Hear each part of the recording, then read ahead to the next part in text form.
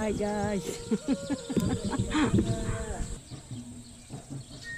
Fatma, who is 65 years old this year, can still climb trees and pick cloves like young people. The villagers living here have relied on the tropical rainforest for their livelihood for generations. My family and I have been living here all our lives. I've been picking cloves and nutmeg since I was a child. Even after I got married, I still did so till now. This is Indonesia, also known as a country of 10,000 islands. Fatma's home is located in Ternate, Maluku Islands, the east part of Indonesia. Indonesia is rich in spices. Among more than 400 kinds of spices in the world, 2/3 are from Indonesia. Maluku Islands is one of the 4 world-famous spice islands. The clove trees here are more than 10 meters high. When the flower buds turn red from green, it is the best harvest time. Many women here can climb trees to pick cloves.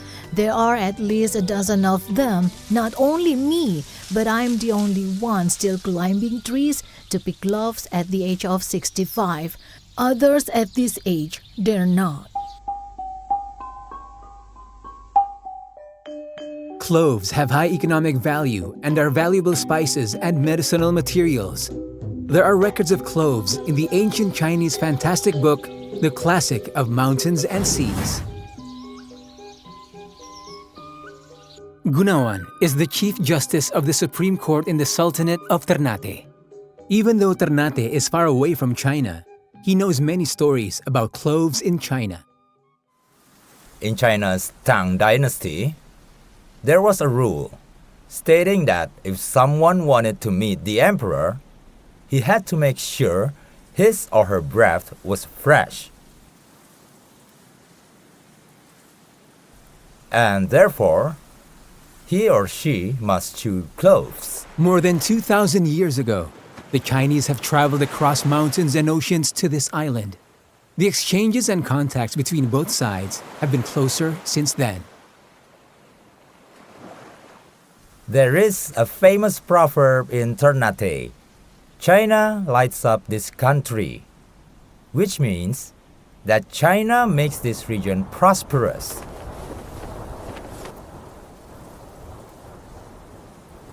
For centuries, the arrival of Chinese traders has made Ternate world famous until now. In the Museum of the Sultanate of Ternate, there are historical artifacts related to China on display, and Gunawan is very familiar with this history. Through the decoration on these clay pots, we can identify which country the pot came from. For example, the dragon carving around this clay pot, it comes from China. Like these clay pots right here. In Gunawan's narration, we hear a familiar name. The highest sword was a gift from Cheng He.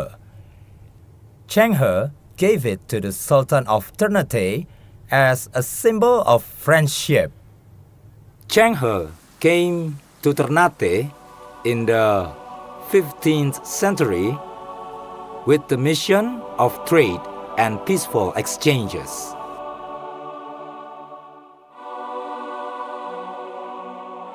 Cheng He's fleet departed from China and arrived in eastern Indonesia.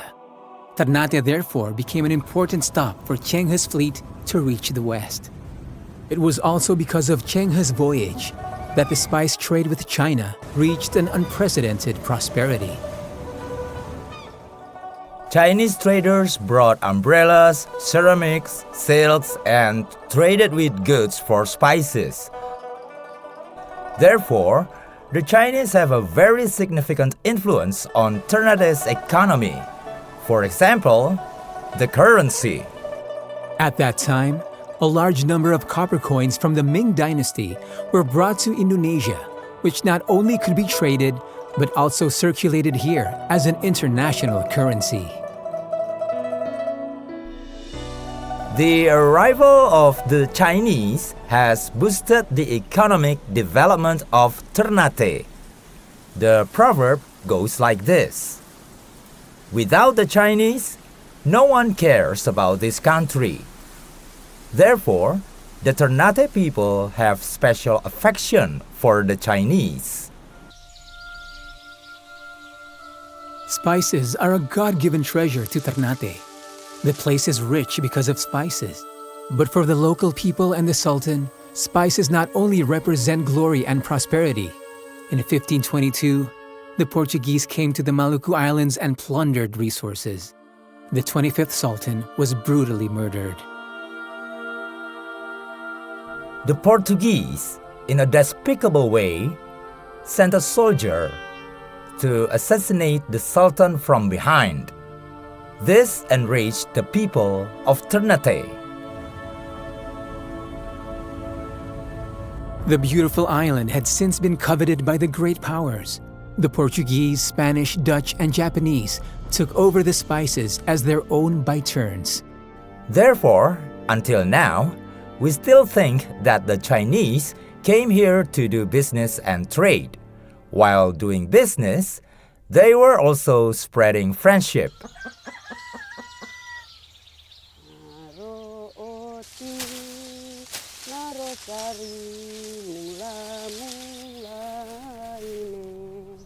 The Indonesian people fought tenaciously against the colonists, protected their homeland, and passed on their ancient way of life from generation to generation. After the cloves are picked, they need to be carefully sorted and dried. The song sung just now is related to picking cloves. Its melody is so invigorating that people sing this song when they pick cloves.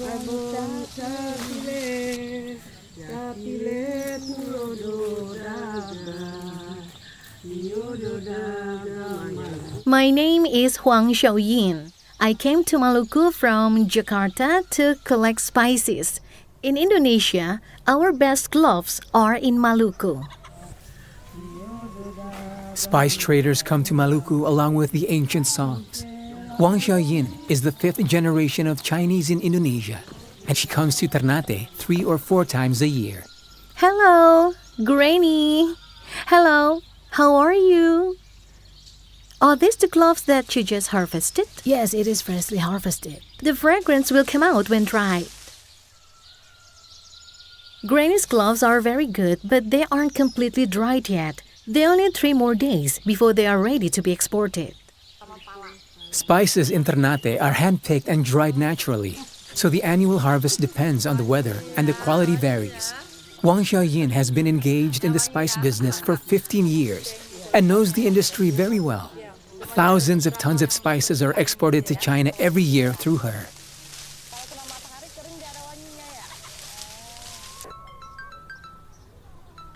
Hello, how are you? Hello, how is the cloves harvest this year? The harvest is reduced this year because of the rain. If the harvest is reduced, price will increase a bit. Yes, the normal price is around 30 to 40 renminbi.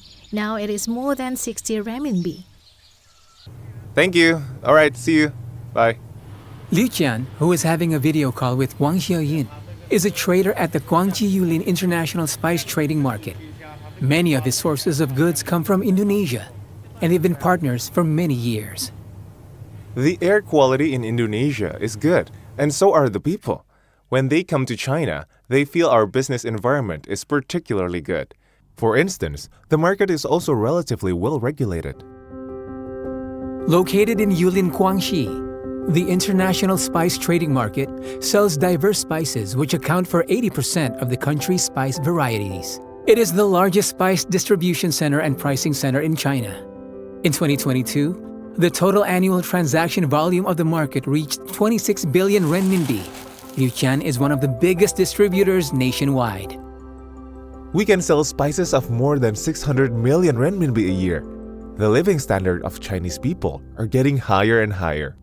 Many households know how to use these spices nowadays.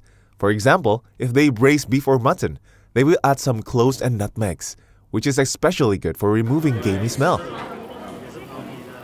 The secret of Liu Qian's success in spice business is that he maintains a very close relationship with Indonesia and has the first-hand source of the spices. There are many traders like Liu Chan here in Yulin International Spice Trading Market, and it therefore holds the pricing power of the market. We are forecasting this year's price. If there is typhoon or drought, harvest will be reduced, which may mean that this year's price will be relatively high. With the ebb and flow of tides, how time flies. The gift of nature and generations of friendship have come together to form the long-lasting spice road between China and Indonesia. And the 1,000-mile maritime route is full of vitality.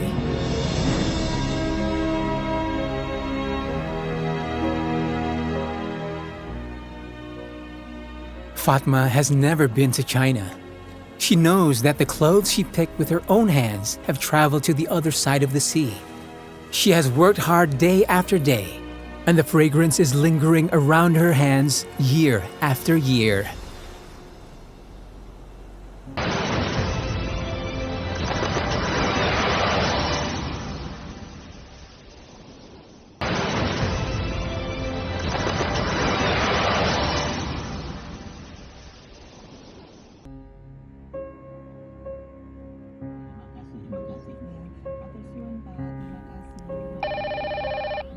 Yes, hello? Bro, where are you right now? Right now? Well, I'm driving. And I'm on my way to work. Oh, okay. I have something to discuss with you. If you can, please come quick. Okay, I'm arriving soon. Please wait.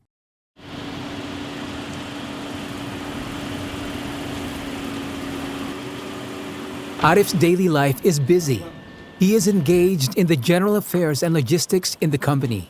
His work is very complicated, and he is needed for all major and minor matters in the company. Arif is responsible for the security, cleaning, gardening, and maintenance of the China-Indonesia Economic and Trade Cooperation Zone. At the same time, Arif is also responsible for all affairs of the Cooperation Zone's employee dormitories. If we have any problems with water and electricity, we go to Arif. Well, he is really busy. But if we need help, he will make time for us. The company Arif is working for is the first national-level overseas economic and trade cooperation zone established by China in Indonesia that integrates industrial production, warehousing, logistics, and trade. This year is Arif's 10th year working in the company. When I first worked in the China-Indonesia Economic and Trade Cooperation Zone, my position was just an office handyman. After working for 7 months, I received an offer to serve as a General Affairs staff member. And I have been working in the same department until now. In the past 10 years, Arif has started a family and his career as he went from a new hand to a backbone of the company. The China-Indonesia Economic and Trade Cooperation Zone has also undergone some rapid changes. What is certain is that there is more and more development in this area, because this area was still under construction when I first came here. It used to be deserted, but now it is very prosperous. And it has also boosted the economy of the surrounding areas. Today's China-Indonesia Economic and Trade Cooperation Zone has become a cradle for world-class companies to take root, develop, and grow. It now has 58 companies from 7 to 8 countries, with a land utilization rate of 82% and a tax payment of more than $1 billion. Working here gives Arif many hopes. 我会认真工作. This sentence means, I will work diligently. And this is the first Chinese sentence that my manager taught me. And it has also become my motto at work. No matter what job I do, I will do it the best of my capabilities. Working hard is also the consensus of all employees in the China-Indonesia Economic and Trade Cooperation Zone. Only by working together can the China-Indonesia Economic and Trade Cooperation Zone become a platform for world-renowned company. Whenever a Fortune Global 500 company settles in, everyone is sincerely happy. As a member of this company, we are very proud and have a sense of accomplishment. We have helped many companies. For any enterprise, choosing where to develop is a major decision. A series of issues from supporting facilities to production factors need to undergo rigorous investigation and demonstration, because this is the long-term strategic plan of the enterprise. The location advantage of China-Indonesia Economic and Trade Cooperation Zone is actually very significant because it is located on the very concentrated industrial corridor from Jakarta to Bandung. This place has a very complete infrastructure, including road facilities and industrial supporting facilities. At the same time, there are various industrial chains integrated here, so if a company wants to invest here, it can put into production easily and quickly. Only over 20 Chinese and Indonesian employees are working in the China-Indonesia Economic and Trade Cooperation Zone, but they have to provide services and solve problems for more than 4,000 employees of dozens of companies in the nearly 500-hectare park. Everyone knows that only by working diligently and cooperatively can we get twice the result with half the effort. The China-Indonesia Economic and Trade Cooperation Zone provides one-stop services for enterprises. We have to deal with many requests coming from enterprises settled in the zone. The China-Indonesia Economic and Trade Cooperation Zone, as a key project of the Belt and Road Initiative, jointly promoted by the two governments, has formed a systematic industrial chain for auto parts manufacturing, machinery manufacturing, agricultural product finishing, building materials, and many more. The scientific management and comprehensive services are the key to attracting enterprises to settle in the zone. We have just measured and positioned the land area to determine the boundary points of the plots in the field. We will then give this accurate information to the tenants.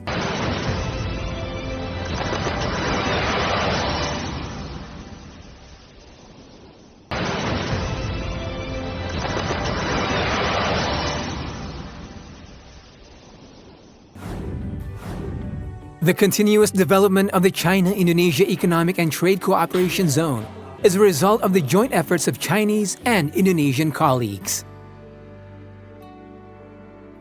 We all need to take it seriously at work because we are representing two countries to work together. We see the China-Indonesia Economic and Trade Cooperation Zone as our second home.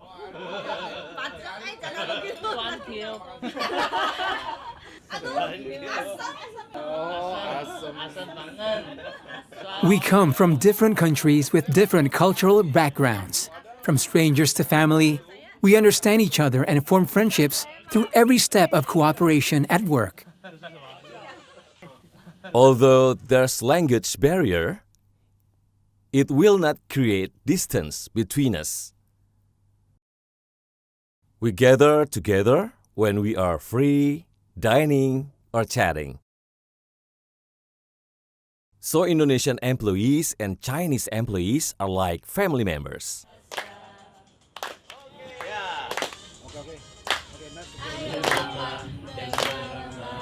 Partners in work, friends in life. The big family composed of employees from both countries mutually embrace the value of working diligently, which has achieved everyone's aspiration for a better life, contributed to the prosperity of the China-Indonesia Economic and Trade Cooperation Zone, and fulfilled the joint cooperation of the two countries in the new era to a bright future.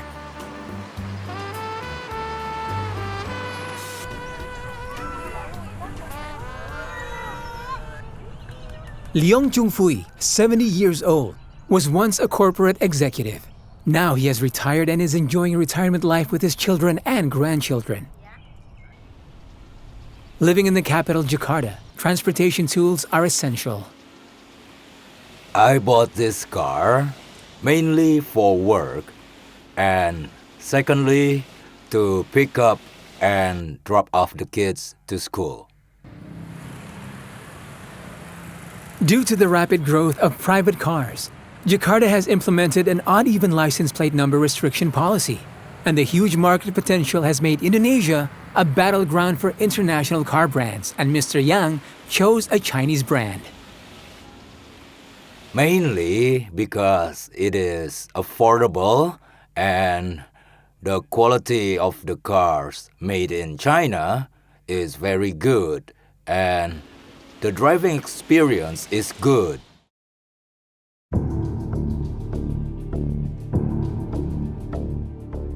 Chinese automobile companies have already established their presence in Indonesia.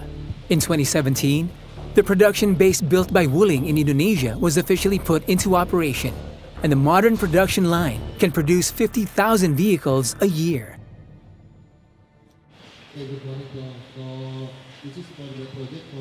Every morning, senior executives from China and Indonesia hold pre-shift meetings in the production workshop to communicate and deploy work. Now, our company has a total of 1,041 employees and a total of 27 management personnel from China, which is basically a ratio of 99:1. Chinese automobile companies come to a foreign country to build factories and need to localize production and manufacturing as soon as possible. All Indonesian employees are very serious about their work. They will act in accordance with all the rules and regulations we have formulated. As long as it is within the scope of their job responsibilities, they will strictly implement it. Arif Pramadana, who has been engaged in the automobile industry since 1983, is a senior expert in the industry.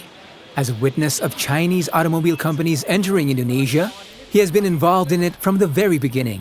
It was actually very difficult for Wuling to enter Indonesia as the first Chinese automobile brand. People had some prejudices, so it was very interesting and full of challenges.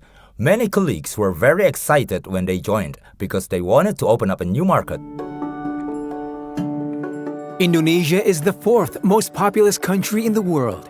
There are deeper reasons for Chinese automobile companies to develop in Indonesia. This company came to Indonesia with grand plans for the future. Working here, I know that this is a project to connect the Belt and Road Initiative proposed by the Chinese government and the Global Maritime Fulcrum Strategy initiated by the Indonesian government. The Belt and Road Initiative has promoted Chinese companies to enter and develop in Indonesia. Wuling now has 100,000 users in Indonesia. We are very grateful to the Indonesian government. Up to now, in the process of our business in Indonesia, we have cooperated closely with the government, which has supported and helped on many important matters. In Indonesia's auto market, there are many strong players, and it is the most difficult to gain brand awareness, but Wuling has made a big splash. On November 15, 2022, the G20 summit was held in Bali, Indonesia. Wuling's new energy vehicle, Wuling Air EV, was officially unveiled as the official vehicle. During the 12-day summit, 300 electric vehicles shuttled through various venues to provide green travel services for the organizing committee and delegations from various countries. The most interesting thing is that our electric car was praised by President Joko Widodo at the welcome ceremony. Secondly, the comfortable driving experience and its appearance are particularly eye-catching, attracting the attention of representatives from various countries. As a brand director, Dian Asmahani's duty is to continuously improve brand awareness and make it deeply rooted in the hearts of people. The launch of electric vehicles has grasped the global development trend and is leading a new trend in Indonesia. Our electric vehicles are really in line with the government's commitment on reducing carbon emissions. As one of the participants in Indonesia's zero carbon policy, we have the responsibility to help Indonesia succeed in decarbonizing. Dian Asmahani has a very full schedule. Indonesia's largest annual international auto show is about to start, and a lot of preparatory work needs to be carried out. This is an important opportunity to enhance the brand awareness to the public. We hope to make our brand shine at the Indonesia International Auto Show, especially to make electric vehicle more famous and to reach a higher sales volume. As the RCEP agreement comes into force and gets implemented, China and Indonesia will mutually implement the agreed tax rate. Therefore, automobile parts enjoy zero tariffs in Indonesia, thus reducing product costs. I think this policy is very good. We can learn a lot from China because China is worthy of learning in many fields, such as technology and education. We can learn technology and knowledge through the Belt and Road Initiative, which is also good for Indonesia.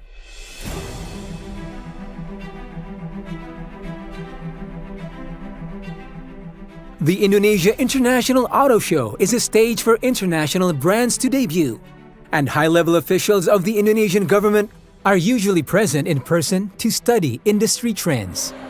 The automobile industry is a battlefield without gunpowder.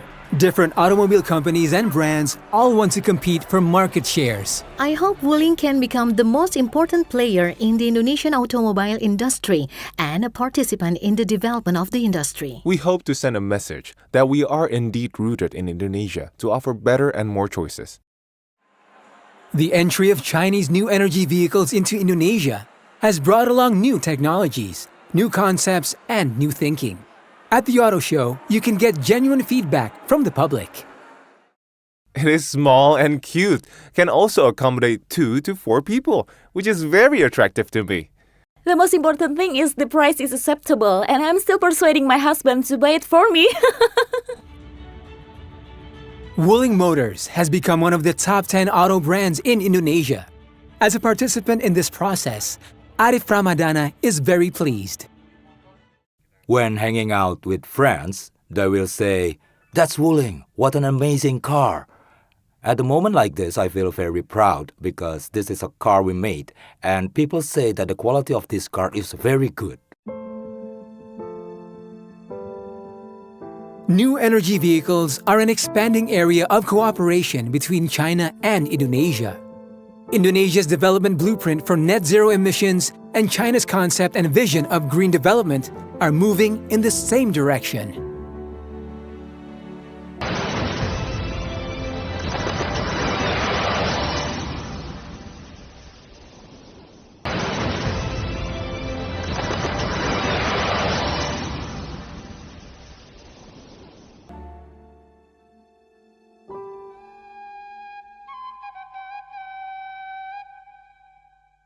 Batik is known as the national costume of Indonesia. It uses traditional wax-resist technique and has a unique style. Toto is in charge of this clothing company. In recent years, many stores have been closed down due to the impact of the epidemic. Like other businesses, he also wants to promote his products through the online e-commerce model. Well, actually, this brand is a family business that has been in the industry for decades. So, the development of our business needs to take a longer-term perspective.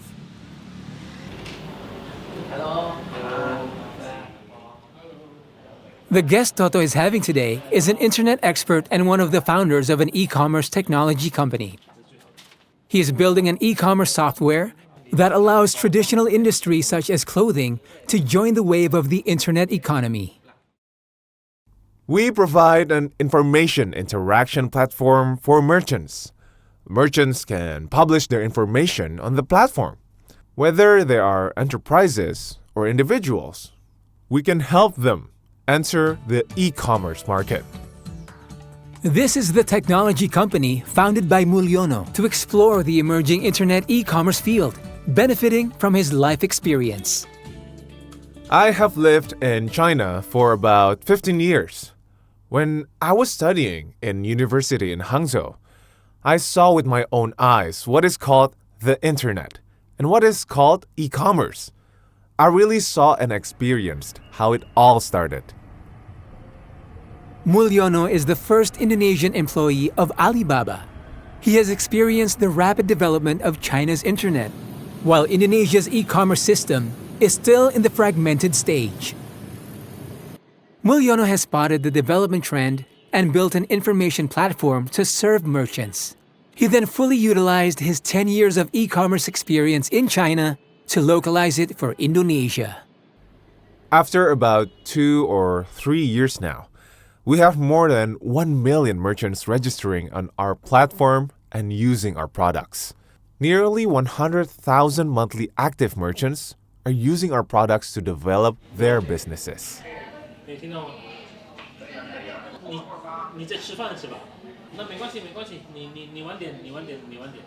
Mulyono has video calls with his business partner every day. On the other end of the video is Wang Wei, who is far away in China and is also the founder of this company. Mulyono and Wang Wei were good friends when they were in China, and now they are partners in starting a business together. Our team is very unique. We also have a team in Hangzhou, China, where all the technical engineers of the development team are located. With Chinese technology and Indonesian market demand, the company established by Mulyono and Wang Wei has brought together a group of passionate young people. Everyone is confident with the company's prospects. In my opinion, we have great potential because we, Desti, provide solution for all merchants. So our retention rate is still like 95%, right? So that means every month. The Indonesian marketing team and the Chinese technical team communicate every day to understand the actual needs of Indonesian customers and improve the system to continuously enrich the functions of the e-commerce platform. We can become a large-scale leading platform that can help small, medium, and micro enterprises in Indonesia to grow stronger. I believe we can contribute to the significant growth of the Indonesian economy.